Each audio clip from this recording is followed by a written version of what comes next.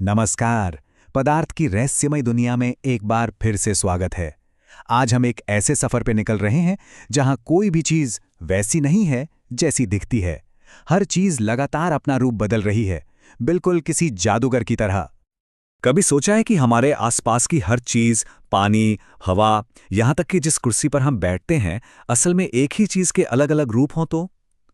ये कोई कल्पना नहीं है, ये है शुद्ध विज्ञान। और इस बड़ी सी पहेली को सुलझाने के लिए हम शुरुआत करेंगे एक बहुत ही आम सी चीज से, एक छोटा सा बर्फ का टुकड़ा। यही हमारी आज की कहानी का हीरो है। तो चलिए इस रहस्य में थोड़ा और गहरे उतरते हैं। देखिए, पदार्थ के ना मुख्य तौर पर तीन भेष होते हैं, तीन अलग अलग पहचान, जिन्हें हम अपनी रोजमर्रा की जिंदगी में देखते हैं। इससे पहले कि हम एक एक को गहराई से जानें, आइए एक नज़र में फटाफट समझ लेते हैं कि इन तीनों में मुख्य अंतर क्या है।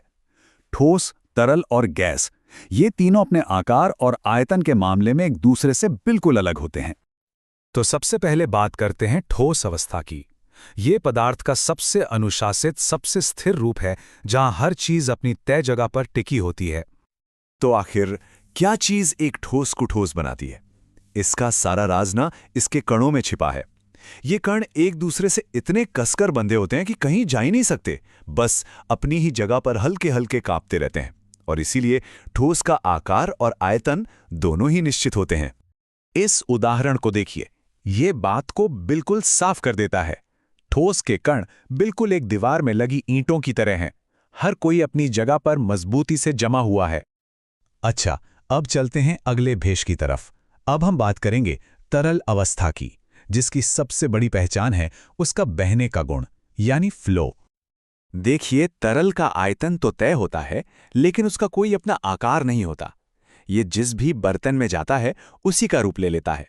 ऐसा इसलिए होता है क्योंकि इसके कण होते तो एक दूसरे के करीब हैं, लेकिन उनमें इतनी आज़ादी होती है कि वे एक दूसरे पर फिसल सकें।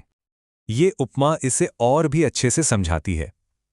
तरल के कण बिल्कुल एक जार में रखे कंचों की तरह हैं, जो आज़ादी से एक दूसरे पर लुढ़कते रहते हैं।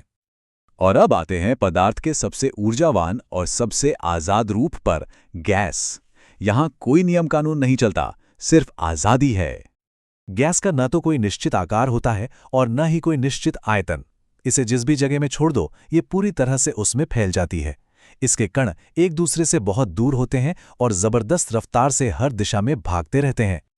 इसकी कल्पना ऐसे कर सकते हैं जैसे एक बंद कमरे में बहुत सारी गेंदें हर तरफ उछल रही हैं, दीवारों से टकरा रही हैं, एक दूसरे से टकरा रही हैं। गैस के कण बिल्कुल ऐसा ही करते हैं। तो हमने पदार्थ के तीनों भेष देख लिए, लेकिन असली मजा तो अब शुरू होता है।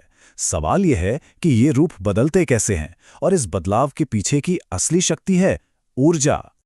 चलिए वापस अपनी बर्फ की कहानी पर चलते हैं। जब हम बर्फ को गर्मी यानी ऊर्जा देते हैं तो वो पिघलकर पानी बन जाती है, और जब हम उसी पानी को और ज्यादा ऊर्जा देते हैं तो वो उबलकर भाप यानी गैस बन जाता है। ये सब ऊर्जा का ही खेल है। इन बदलावों के कुछ वैज्ञानिक नाम भी हैं, है ना? ठोस से तरल बनने को कहते हैं पिघलना, और इसका ठीक उल्टा है जमना। वैसे ही तरल से गैस बनने को कहते हैं वाष्पीकरण, और गैस से वापस तरल बनने की प्रक्रिया है संघनन। ये स्लाइड इन सभी को एक नज़र में दिखा रही है।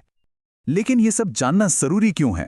भाई इसलिए क्योंकि पदार्थ के यही अलग अलग रूप हमारी दुनिया को आकार देते हैं और हमारे जीवन को मुमकिन बनाते हैं। जरा सोचिए, हम हर दिन इन अवस्थाओं का इस्तेमाल करते हैं। हम ठोस चीजों से अपने घर और पुल बनाते हैं, तरल यानी पानी पीते हैं, और जिस हवा में हम सांस लेते हैं वो गैस है। ये सिर्फ किताबी बातें नहीं हैं, ये हमारे जीवन की सच्चाई है।